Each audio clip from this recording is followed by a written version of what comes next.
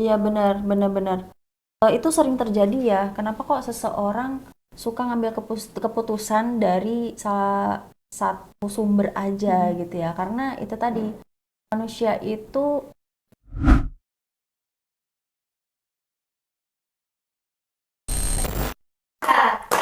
Ya Piatos, halo teman-teman semuanya. Gimana nih kabarnya? Kakak, kamu kalau boleh tahu gimana nih kabarnya hari ini? Aku alhamdulillah baik banget banget banget. Oh iya, sama sih aku juga baik banget. Kalau boleh tahu kenapa sih kamu kok kayak excited gitu hari ini tuh ada apa sih? Sangat sangat sangat excited. Karena Karena hari ini kita mau have fun sebenarnya. mau have fun. Yes. Iya sih, kita hari ini perdana ya, pertama kalinya kita bikin bener. podcast menjadi seorang host. Kalau Wah. podcast kan berarti ada topiknya nih Kak. Kira-kira hari ini kita menyampaikan soal apa? Topik kita hari ini seru banget. Soal Pokoknya. apa tuh kalau boleh tahu? Soal yang pastinya relate di viewers kita semuanya nih. Gitu. Jadi kalau misalnya kita nih pengguna TikTok, kita suka nemu nih sesuatu di FYP. Biasanya suka ada kasus-kasus yang baru mulai nih, maksudnya baru terkuak gitu, langsung rame nih Kak. Oh gitu. Aku kayaknya pernah lewat FYP juga sih. Nah. Tapi sebelum di situ ada baiknya kita perkenalan dulu gak sih Kak? Oh iya dong, Iya. harus.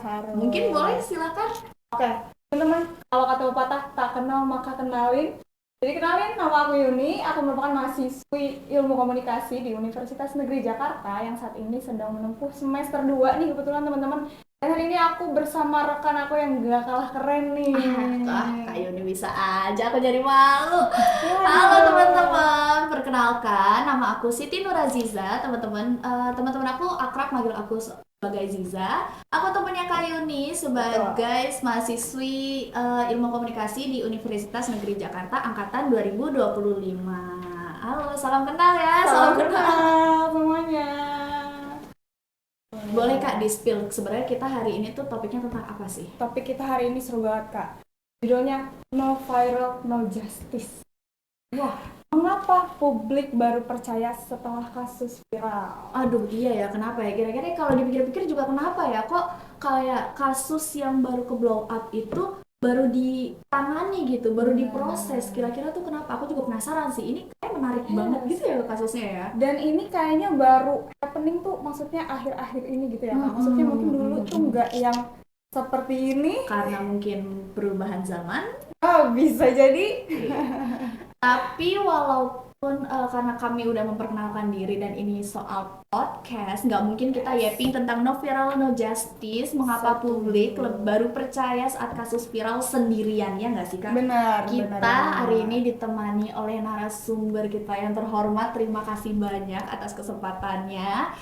Sebelum itu izinkan aku membacakan biografi beliau dulu ya. Beliau ini menempuh pendidikan S1 di Universitas Ahmad Dahlan jurusan Psikologi dari Agustus 2014 hingga November 2018. Kemudian juga menempuh pendidikan magister dengan jurusan Clinical Psychology di Universitas Persada Indonesia dari 2020 hingga Februari 2024. Kemudian juga merupakan seorang founder ngaji di rumah aja dari Februari 2021 hingga sekarang. Lalu juga merupakan founder Biro Psikologi Here to Heal dari November 2019 hingga sekarang dan juga merupakan salah satu psikologi klinis di biro tersebut dari Maret 2024 hingga sekarang.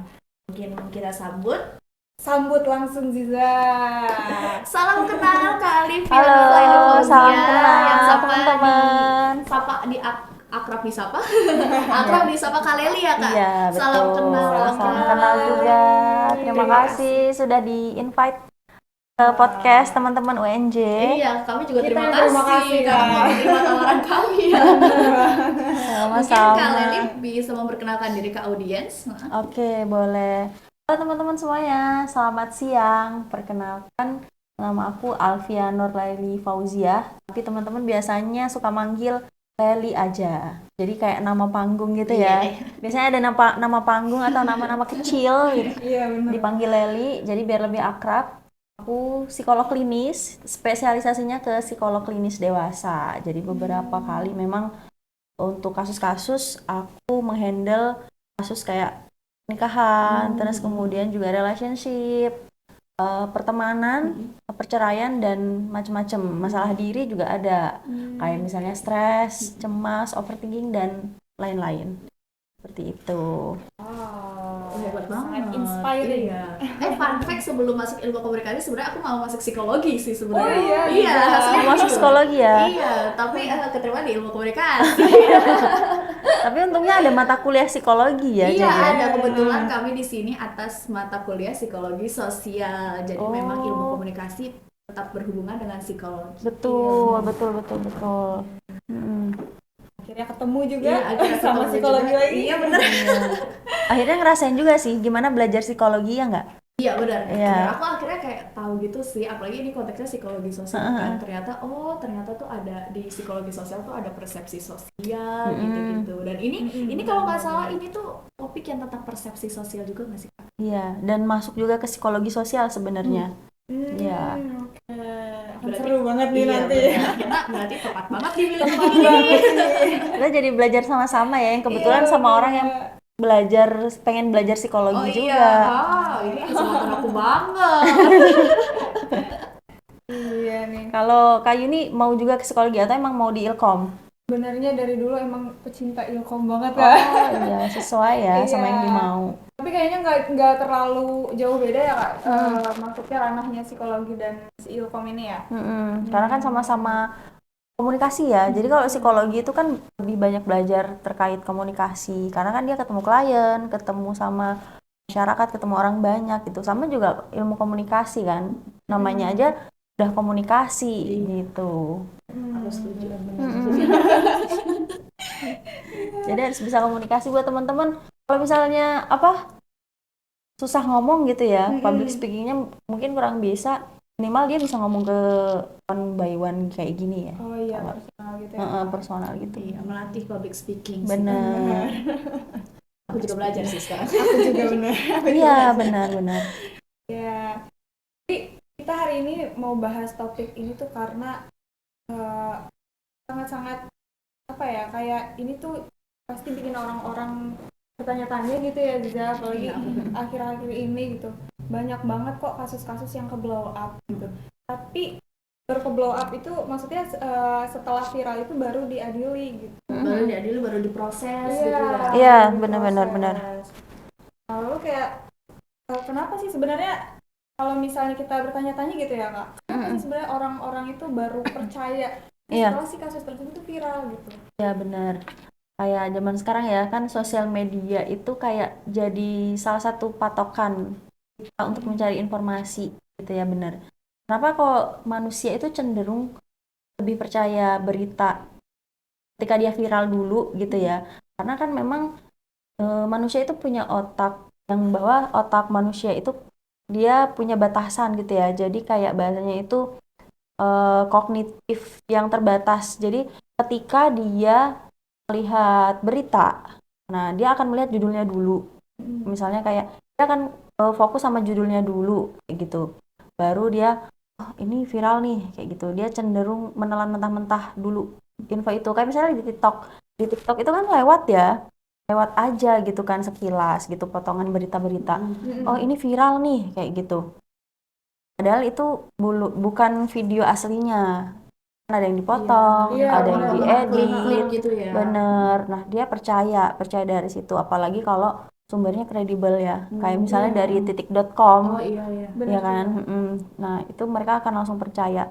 Karena ya itu kenapa mereka lebih percaya sama video gitu ya, lebih karena manusia itu dia akan lebih mengingat berita atau informasi apapun sama apa yang dia lihat, apa yang dia terima. Ada tipe ini, kalau teman-teman misalnya kuliah ya, teman-teman kuliah terus mau ujian, ada yang tipe belajarnya baca, artinya kan visual ya, ada juga yang listening, aku mau dengerin materi ini misalnya, dengerin dari YouTube gitu, terus bisa nerima. Ada juga yang mau belajarnya tipenya maunya sepi, ada juga yang sambil dengerin musik tapi masuk aja kayak gitu. Nah itu sama juga manusia kayak gitu. Gitu. Apa yang dia lihat itu akan lebih cepat dia proses di otak. Berarti lebih kayak ke arah visualnya gitu ya, Kak? Benar-benar. Berarti setiap ada visual dan informasi yang menurut si manusia ini itu yang ditangkap sama diri manusia itu. Iya, benar. Oke. Kayak misalnya kita ambil contoh keseharian kali ya. Aku deh gitu. Kalau misalnya ngelihat di Reels lewat ada berita, misalnya ada berita yang lagi rame sekarang gitu ya. Kita kan pasti baca thumbnailnya dulu nggak sih? Oh iya. Baca thumbnailnya, terus kemudian apalagi kalau misalnya yang share postingan itu adalah akun yang terpercaya bagi kita ya. Nah, itu kita akan langsung pasti percayanya ke sana kayak gitu. Langsung percaya. Berarti akun yang memposting juga mempengaruhi ya? Mempengaruhi. Oh gitu ya, berarti unik banget ya Kak, maksudnya kayak bisa mengubah satu persepsi si publik itu dari satu unggahan bahkan. Iya, benar. Oke. Gitu. Tapi ini nggak sih Kak, ada hubungannya nggak sama kayak kalau tadi kan tentang kalau akun yang mau posting itu mempengaruhi persepsi si orang, si ini kan, Masyarakat si ya. si individu tersebut. Ada kaitannya nggak sih sama jumlah followers yang posting? Kayak misalnya akun aku kan bukan akun apa-apa nih, akun aku followersnya jujur cuma 50. Kalau aku memposting sesuatu sama Akun misalnya baru ya? influencer memposting sesuatu yang sama, kira-kira tuh ada hubungannya nggak? Karena kan jumlah followersnya lebih banyak gitu si influencer, jadi orang-orang lebih percaya si influencer. Sebenarnya nggak selamanya ya, nggak selalu sih. Tergantung dari individu masing-masing. Tapi memang kebanyakan dia akan lebih percaya sama yang followersnya banyak tadi, like-nya juga banyak gitu kan. Karena dia akan melihat first impression dari akun itu tadi. Oh iya. Kan? Kalau efek Halo efek, benar. Halo efek itu kan penyajian informasi yang mempengaruhi penilaian seorang kan, iya. ya kan? Kayak misalnya apa ya? Misalnya terjadi apa menurut teman-teman tuh? Biasanya sih kasus ini nggak sih Kak, KDRT di rumah Heeh, tangga gitu kan. bisa. Biasanya perselingkuhan gitu. Perselingkuhan. Kalau viral baru apa ya?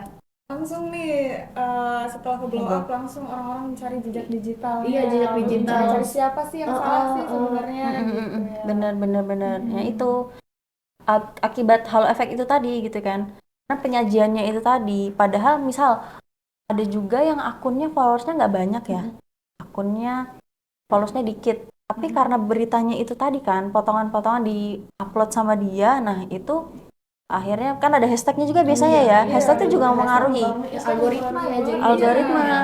Jadinya masyarakat ketika mencari apa namanya si tagar itu tadi itu akan muncul kan beritanya gitu. Biar misalnya followersnya dia nggak banyak, tapi karena beritanya lagi happening, nah maka itu akan menjadi sumber bagi dia kayak gitu untuk mencari informasi. Oh iya nih ini ada videonya gitu.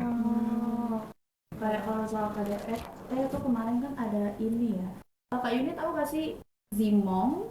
Oh, tahu Kak, Iya, tahu kan? benar. Nah, itu dari situ karena Itu juga kasusnya viral, diupload, videonya ke blow up, terus langsung si suami, mantan suami dari si ceweknya ini dapat sanksi sosial dari netizen gitu kan. Bener-bener. Jadi sebenarnya nih kalau viral itu menentukan nggak sih Kak, siapa yang pelaku, siapa yang korban? Kalau viral ya, Iya. itu tetap balik ke orangnya lagi, karena kan Bagaimana berdasarkan POV yang merekam gitu ya Kak. benar, sama POV kita sebagai masyarakat melihat video itu, kan jadi akhirnya kita kayak melihat kayak KDRT tadi ya, nah itu kan pasti kita akan menyalahkan si siapa pelakunya ya, siapa yang menjadi pelaku, misal suaminya, itu suami yang disalahin pasti. Makian kan di kolom komentar kan banyak yang lewat ya.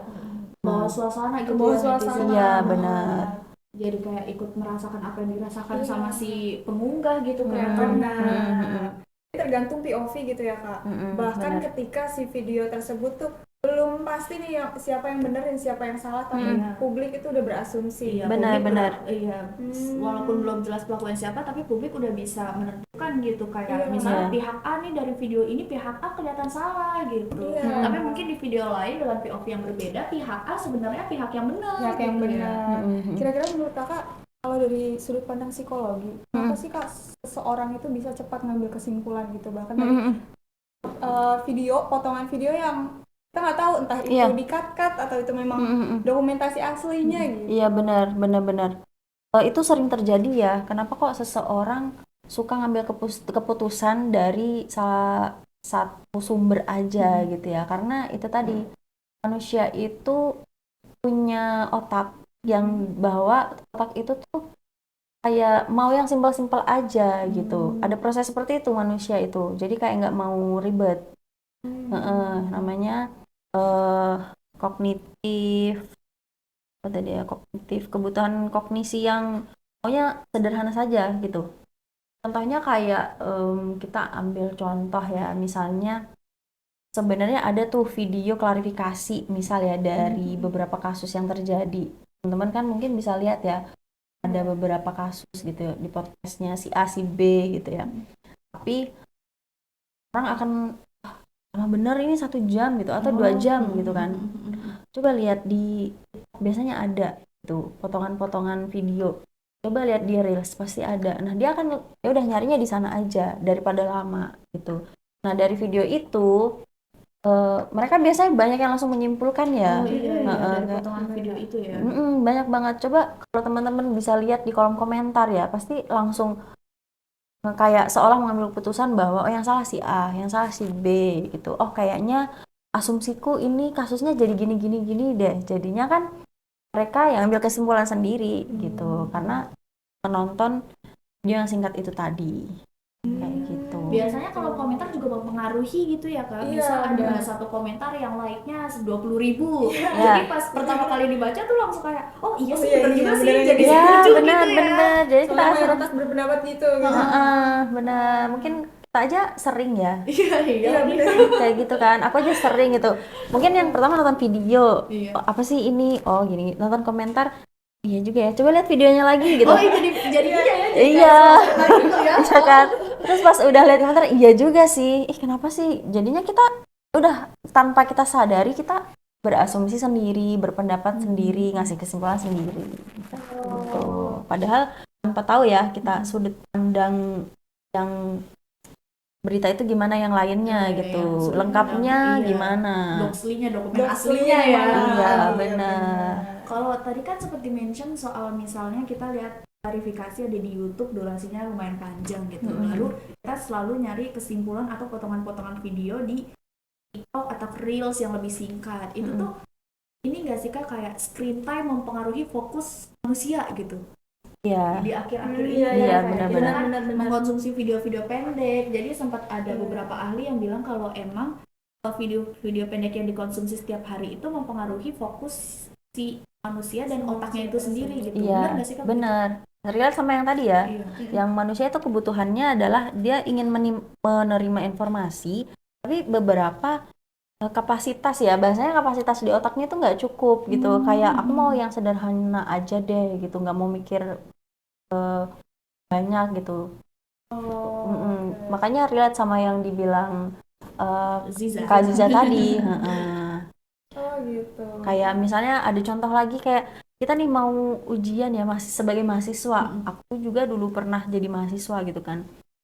Kayak maunya yang simpel-simpel aja. Kalau lagi capek atau gimana kerja kelompok ya udah kamu yang ngerjain. Oh iya sih. Aku bisa. Aku relate lagi begitu. Iya. Maaf ya teman-teman aku. Jadi bagi tugasnya akhirnya aku mau yang singkat-singkat gitu ya, sederhana mungkin gitu. Ada yang kayak gitu. Ada juga yang ya udah terima terima jadi. Ada juga ya kita kan nggak tahu karakter orang masing-masing ya. Memang itu ya itu pola pikir manusia itu bisa terjadi seperti itu karena kapasitas yang dia terima di otak itu bukan tidak mencukupi ya, tapi memang maunya yang sederhana gitu. Ada seperti itu. Mungkin itu juga berkaitan sama dari sisi individu yang memang mungkin kayak punya perspektif sendiri, punya persepsi sendiri mengenai suatu hal. Kadang entah itu salah, entah itu benar, mungkin itu dipengaruhi dari kapasitas otaknya sendiri gitu ya, mau dia memang percaya atau enggaknya gitu. Iya. Oke. Jadi media sosial itu berarti sangat berpengaruh gitu ya Kak untuk membentuk persepsi seseorang gitu. Berpengaruh sekali karena kita hidup di zaman teknologi ya. Iya. Apa-apa semuanya sosial media. Bahkan informasi juga bisa kita dapat dari AI, Oh iya. iya kan? Terus kemudian ada semua tugas, semua informasi apapun, bahkan ada skripsi. Kemarin baru dengar dari teman, skripsi itu bisa dibikin sama AI loh gitu. Bahkan Iya. PowerPoint itu bisa dibikin sama AI. Oh iya, tapi pintar-pintarnya kita lagi balik kalau misalnya kita masih mau ngedit yang sumbernya AI tadi, ya nggak apa-apa gitu. Balik lagi ke dosennya kan Iya. macem-macem ya Iya, sudut iya. pandangnya. Iya, benar. Jadi sangat mempengaruhi juga. Terus ini juga kecepatan respon kita manusia itu kan cepet banget ya kalau dari sosial media. Beda sama dulu mungkin orang kalau ada berita-berita kan misalnya lewat koran atau radio kita harus nunggu dulu gitu Oh ya. iya, iya, iya. Kalau sekarang sosial media buka tweets yang terbaru ya sekarang ya. Iya, Terus tweets. dulu Twitter gitu kan kita buka, oh cepet tuh ngeresponnya. Jadi Real time gitu. real time. Karena ini ya netizen jurnalisme itu dia.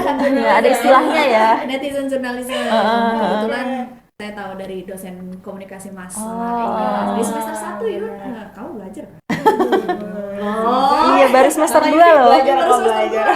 Iya, soal fenomena netizen jurnalisme bahwa sesuatu kejadian itu akan cepat nyampainya karena ini juga pengaruh media sosial, karena juga warga-warga tuh, karena kita juga nggak perlu nunggu reporter untuk tahu hal tersebut gitu. Benar-benar. Misalkan warga-warga pakai HP, ada kebakaran di sini Sambil live biasanya sambil bisa. live, biasanya Iya, sambil live, jadi kita benar. langsung tahu oh ternyata ada fenomena tersebut di wilayah Iya. ini. Langsung informasi itu Iya. tersampaikan dengan Iya, cepat gitu. tersampaikan ya. dengan cepat. Nah, baru fakta-faktanya, kronologinya kita baca di media-media yang meliput.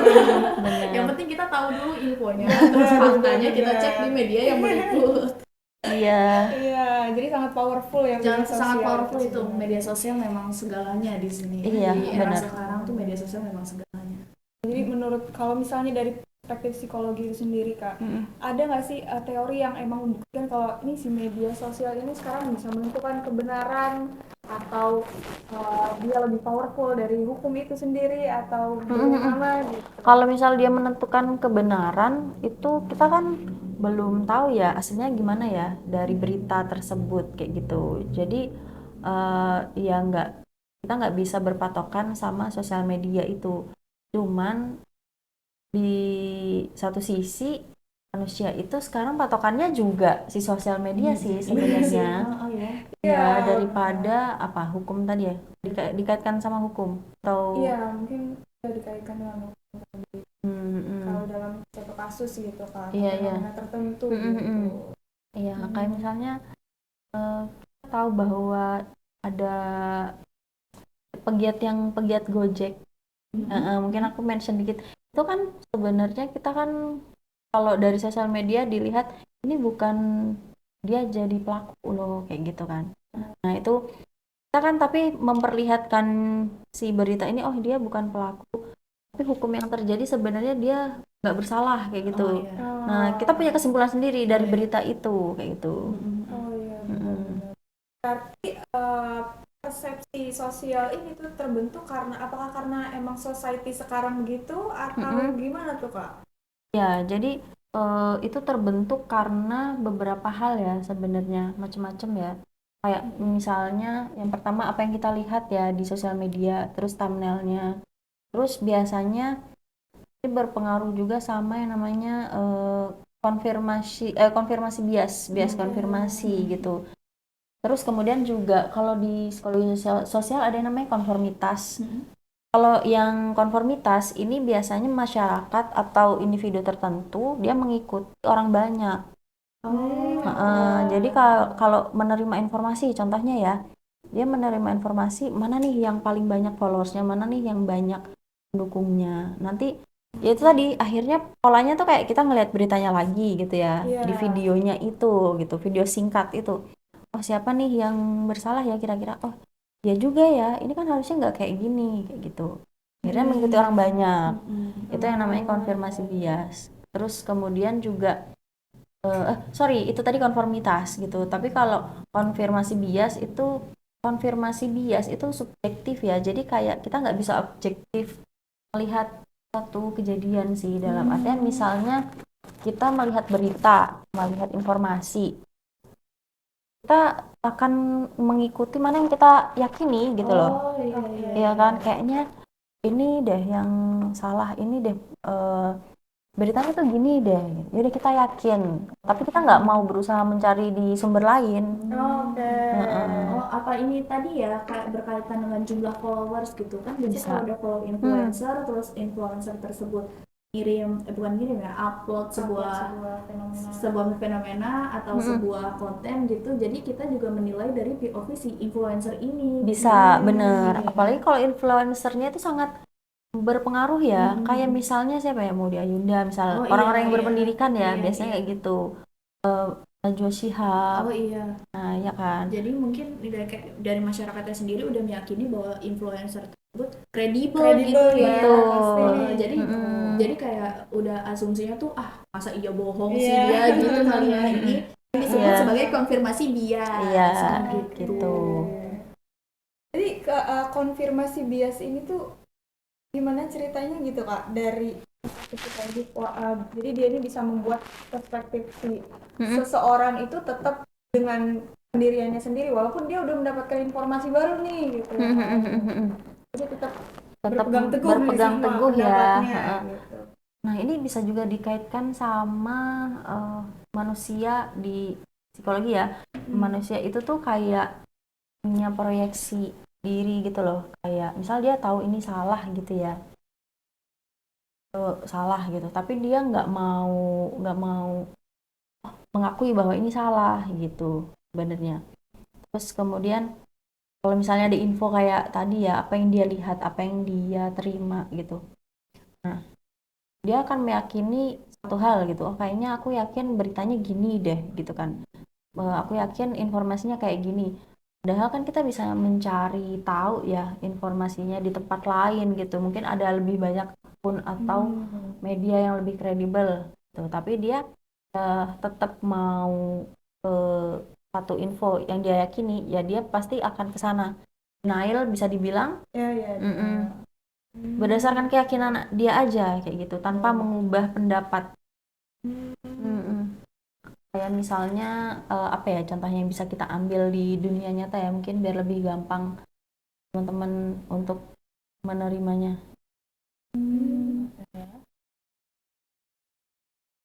Jadi kayak ujian ya tuh. Agak-agak kayak Iya, dikasih kuis tiba-tiba. Iya, jadi sering teman-teman bisa jawab. terjadi. Iya, benar-benar. Jadi ingin membuktikan keyakinan apa yang dia yakin gitu. Aku pengen ngebuktiin info yang masuk kayak berita gitu ya, atau video-video KDRT segala macem gitu. Jadi aku nyarinya di tik.com deh, atau mau nyari di dempo.com misalnya kayak gitu segala macam. Ya kan, padahal banyak yang lain seperti itu. Oh, gitu. Karena apa yang dia yakini tersebut ya. Nah, kalau misalnya nggak sesuai, itu di psikologi ada yang namanya cognitive dissonance. Jadi kalau cognitive dissonance ini ketika manusia menerima informasi atau ya informasi yang bertentangan dengan keyakinannya tadi, nah dia akan merasa nggak nyaman, kesel, marah, emosi negatif itu jadi muncul. Emosi negatif itu kan ada kesel, marah, terus sedih, dia nggak terima. Tapi balik lagi namanya apa tadi, konfirmasi bias tadi, nah, dia akan tetap balik ya, balik ke keyakinannya, enggak gitu, aku tetap yakin yang ini. Oh gitu. Insight baru sih. Iya, insight baru sih. Nanti aku setelah mendapatkan insight ini, kalau ada kasus viral, aku mau refleks sendiri. Iya. Kira-kira ini, Iya benar-benar. kira-kira ini aku suka nggak sebenarnya ini? Aku meyakini nggak informasi ini? Kalau nggak meyakini berarti aku kognitif dissonance. Bisa jadi. Iya. Sering terjadi ya setelah kita belajar gitu ya, kayak gini misalnya mata kuliah apa gitu ya. Nanti aku coba nerapin, mengaplikasikan di kehidupan sehari-hari ya. Iya, tersebut ya. Padahal tuh itu udah kita lalui setiap hari ya. Iya, cuma karena baru kita tahu belum nama ilmunya. baru Iya, tahu nama benar, ilmiahnya benar. ternyata seperti itu. Inilah pentingnya istilahnya. belajar teman-teman. Inilah pentingnya belajar teman-teman. Jangan lupa belajar ya. Berarti emosi itu sangat mempengaruhi gitu ya Kak? Benar, emosi itu sangat Oke. mempengaruhi.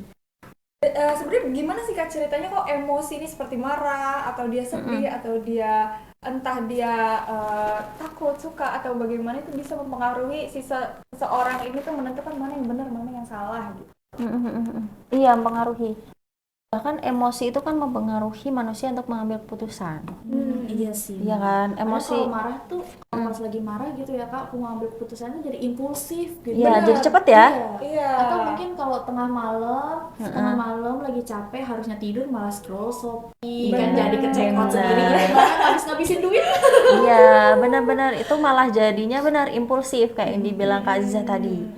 Nah, manusia itu kan punya emosi ya. Iya. Emosi itu akan mempengaruhi dia mengambil keputusan. Emosi itu sebenarnya ada dua. Emosi itu bukan marah aja, bukan sebel aja, tapi ada emosi positif sama emosi negatif. Kalau emosi positif kayak senang, ketawa, terus kemudian senyum, gembira itu positif. Tapi kalau negatif ada sedih, marah, nangis, kecewa. Nah, itu negatif. Jadi manusia itu harus tahu bahwa emosi dia itu yang muncul apa, emosi positif atau emosi negatif. Banyak ya yang bilang, oh dia lagi emosi tuh, tapi pasti mengarahnya ke marah kan? Iya, Iya. emosi sama dengan marah Sama gitu dengan ya. Iya, sama dengan marah, bukan dia lagi emosi padahal dia lagi bahagia, lagi gembira. Padahal itu juga bentuk emosi positif tapi seperti itu. Jadi mempengaruhi kayak misalnya kita kaitkan sama yang viral-viral gitu ya. Kan kalau emosi negatif yang muncul misalnya marah. Nah, marah itu kita lihat berita. Kayak berita misal KDRT tadi. Ini gimana sih suaminya nih jadi manusia kok nggak muncul kata-kata yang misal nggak cocok ya, kata-kata kasar. Nah, itu kan bentuk dari kita marah ya, Iya, emosi. ekspresinya, Emosi itu. emosi tadi gitu. Jadi mempengaruhi. Atau misalnya juga kayak Kazia tadi bilang kalau misalnya kita marah jadi impulsif atau ambil keputusan. Nah, makanya ada yang nulis pernah baca sih, jangan mengambil keputusan ketika sedang marah dan jangan Buat janji. cepet membuat janji kalau lagi gembira ya. Oh, iya. Benar pernah baca ya. Iya. Nah, benar, karena pernah juga ya, meskipun aku psikolog, jadi pernah juga menghadapi situasi ketika lagi marah, langsung ambil keputusan. Tapi kalau udah reda gitu, kayaknya salah deh keputusanku. Iya lagi. Iya, iya, benar. Kayaknya setiap manusia mengalami hal tersebut ya kayaknya. Iya, langsung rasa nyesel Iya, gitu ya Kak. regulasi emosinya tuh mungkin karena masih belajar juga kali ya Kak. Ini kan first time kita jadi manusia juga kan. Iya. Kita bisa langsung sempurna kan. Iya. Punya kisi-kisi nih sebenarnya. Benar, Bocorin benar. kan sebenarnya harus gimana. Itu sangat mempengaruhi jadi emosi itu. Terus kalau misalnya kayak takut, emosi juga takut kan? Kira-kira takut itu emosi apa? Negatif. Negatif sih. Iya bener, 100 ya teman-teman Yeay. dicatat. Ini kalau kuis dulu di kelas ya, ini dapat poin, Iya. jadinya rebutan. Dia nggak pernah ngadepin Pernah, itu. Pernah Kak. Kita Iya. sampai sekarang masih begitu ya. Masih dipertahankan ya. Kuliah masih ada ya? Masih. Nggak ada soalnya teman-teman waktu SMP. Oh iya. Kami kemarin ya pas ini mata kuliah Komunikasi lintas budaya. benar. Jadi kalau menjawab pertanyaan dari dosen dapat poin bisa nambah-nambah nilai UTS UAS gitu. Oh iya, seru banget ya kayak Seru gitu. banget tuh Kak. Seru banget. Jadi kompetitif gitu kan. Iya. Kalau kompetitif tuh emosi apa Kak? Positif? Kompetitif itu masuk apa sih sebenarnya? Oh, dia Oh perilaku. gitu. Kalau misalnya kayak tadi ya, itu kan jadi kompetitif kan. Nah, itu muncul emosi baru kayak gitu. Kayak kita jadi sebel kalau misalnya ada yang jawab duluan. Iya. Kita jadi seneng kalau kita dapat poin. Oh iya, benar. Gitu. Heeh. Iya lagi. Jadi ada kompetitif positif, ada kompetitif negatif. Jadi kalau misalnya Iya, tergantung gitu situasi. Kalau di teori belum lengkap yang aku baca ya untuk kompetitif itu. Gitu. Tapi itu kayak kuis-kuis kayak gitu itu juga kalau yang mungkin nggak aktif di kelas ya, itu juga jadi emosi negatif loh bagi mereka. Kayak Kayak terpressure gitu nggak sih? iya, pressure, jadinya cemas, stres. Aduh, dosen ini lagi yang ngisi. Oh, Pasti aku nanti ada pernah banget kuis. tuh. Iya, bener kan? Aduh, Iya. aku nggak nggak mendalami materi ini, kuliah ini, karena mata kuliah wajib, jadi ya udah ambil aja. Iya. Gitu bisa juga. Tapi bisa juga di sisi lain ada mahasiswa yang senang sama mata kuliah tersebut karena seru banget. Kuis ini seru banget, jadi meningkatkan dia harus bisa gitu. Benar. Jadi in the end of the day tetap balik lagi ke manusia itu sendiri Benar, ya, benar, benar. persepsi masing-masing kayak kemampuan kognitif atau otaknya gitu. Iya, benar. Sesuai oke. dengan kapasitasnya.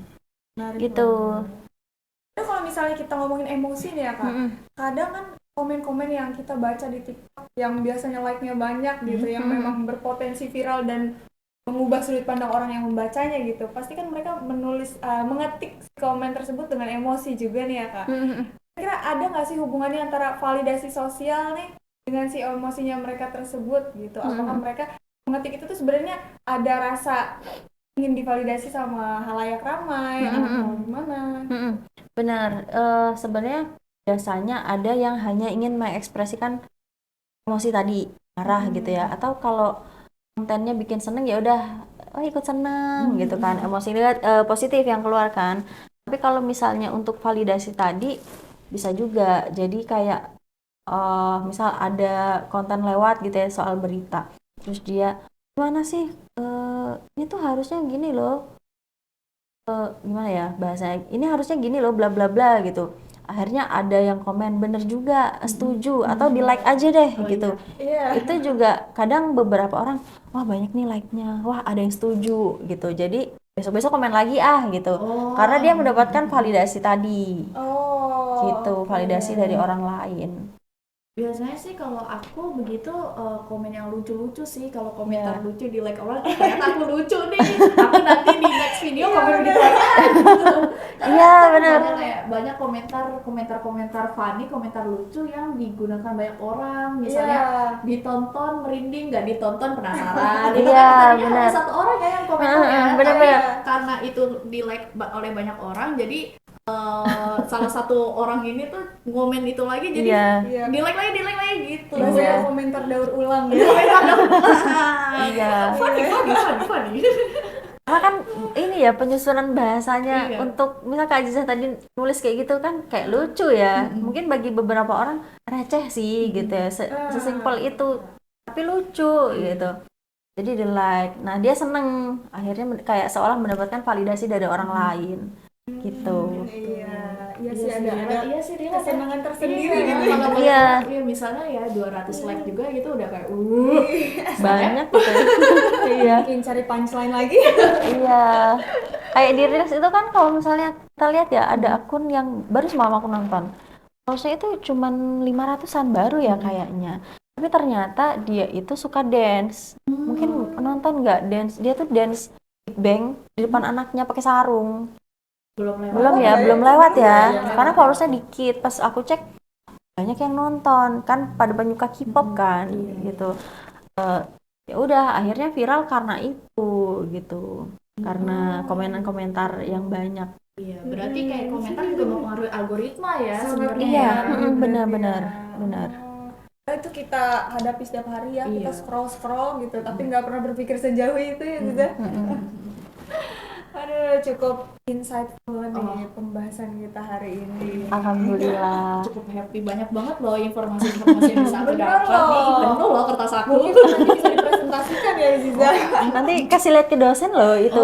Siapa tahu berpengaruh nggak sih dosennya tiba-tiba kamu ini ya dengerin psikolognya ya gitu. Aduh, tidak bisa membayangkan. Jadi memang untuk topik no viral no justice, mengapa publik baru bisa percaya setelah kasus viral ini, in the end of the day tetap pada kemampuan kognitif manusia gitu ya Kak. Benar. Gimana sebenarnya kasus yang bisa diterima ini ya sesuai dengan apa yang diyakini oleh manusia tersebut gitu. Bahkan kalau misalnya kita nggak meyakini terus ada kasus viral, kita bisa aja mengalami cognitive dissonance gitu ya. Benar.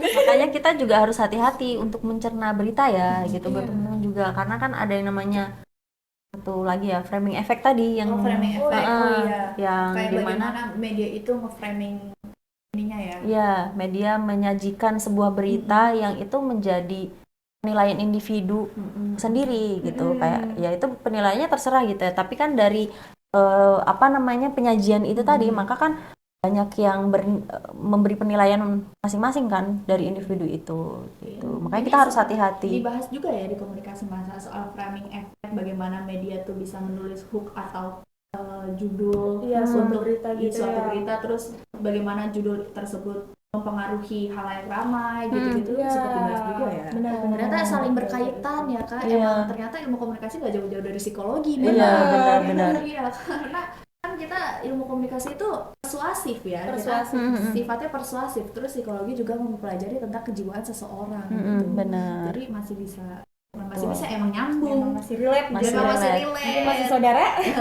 Mungkin adik kakak. Bahkan hal-hal sekecil apapun ada teorinya Iya, gitu. ada penjelasannya. Penjelasannya. Oke. Sangat daging banget materi kita hari ini, Ziza. Pasti penonton juga setuju. Pasti Setuju. penonton juga setuju. Aku aja setuju, masa Aku mereka juga enggak? Kalau setuju komen 1. Ketik 2 untuk lanjut ya. Siapa tahu ya. Habis ini kita buka podcast lagi. Oh iya, benar. Next episode. Iya. Oh, diagendakan ya. Iya. Tapi kayaknya teman-teman ke Jagakarsa ya. Oh iya. Enggak apa-apa, lain kali kita yang menyamperin kalian. Kita jalan-jalan nggak? Kita jalan. Iya, benar-benar. Biar jalan-jalan ke Jaksel. Atau mungkin Kak Leli sebelum kami tutup ada satu patah atau satu kalimat closing. Oke. Apa ya? Satu paragraf nggak apa-apa, Kak? Bukan kan? Mungkin 3 paragraf. Iya, benar-benar. Jadi mungkin cut aja ya. Kalau misalnya kita menerima informasi kayak gitu ya dalam psikologi, itu kan fenomena di media sosial tuh nggak hanya dipengaruhi oleh informasi gitu kan, tetapi juga berbagai proses psikologinya tadi. Prosesnya apa yang kayak emosi tadi ya? Nah, itu juga mempengaruhi gitu. Jadi memang kita sebagai manusia harus pintar-pintar untuk mengelola emosi dulu. Nah, gitu. Mau emosi negatif atau emosi positif tadi. Nah, ketika sudah terkelola dengan baik, maka kita mengambil keputusan lebih nyaman ya, lebih mudah, lebih enak. Sama juga kita bersosial media juga kan kayak gitu ya. Kalau misalnya emosi kita lagi baik, kita bisa mengelola, maka kita di sosial media juga bisa lebih jernih ya, nggak yang lebih semata-mata cermat gitu ya. benar, lebih cermat. Jadi nggak semata langsung ketika lagi emosinya nggak bagus, emosi di sosial media juga bikin kita emosi. Jadi makanya beberapa mungkin aku tambahan ya, kalau misalnya teman-teman tuh ada juga yang puasa sosial media tuh juga ada. Oh iya. Diaktif jadi ya. Iya, itu atau pengurangan mandiri gitu. Soalnya teman kami ada juga ya yang nggak main TikTok gitu. Ada loh. oh iya, aku nggak main TikTok termasuk. Oh iya. Iya.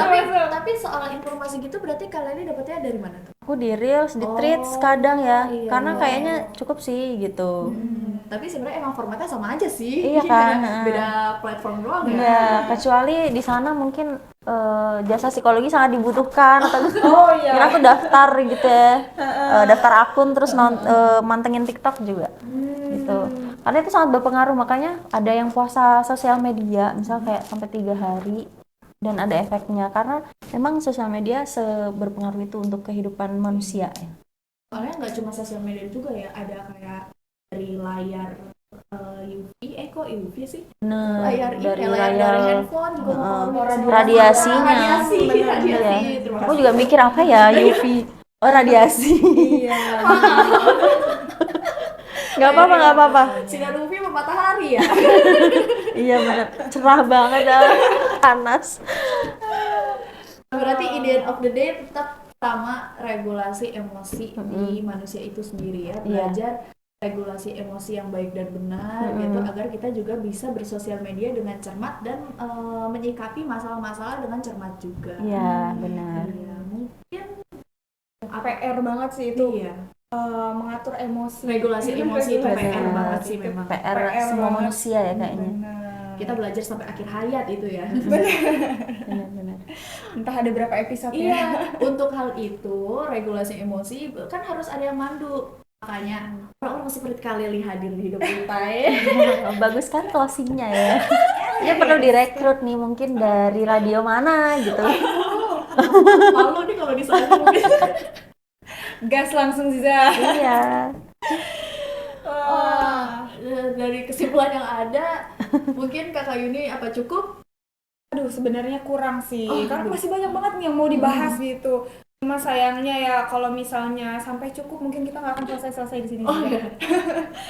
Iya, seenggaknya udah banyak banget insight yang kita dapat dan mungkin teman-teman semua juga dapat. Bisa jadi pelajaran untuk kehidupan sehari-hari. Benar.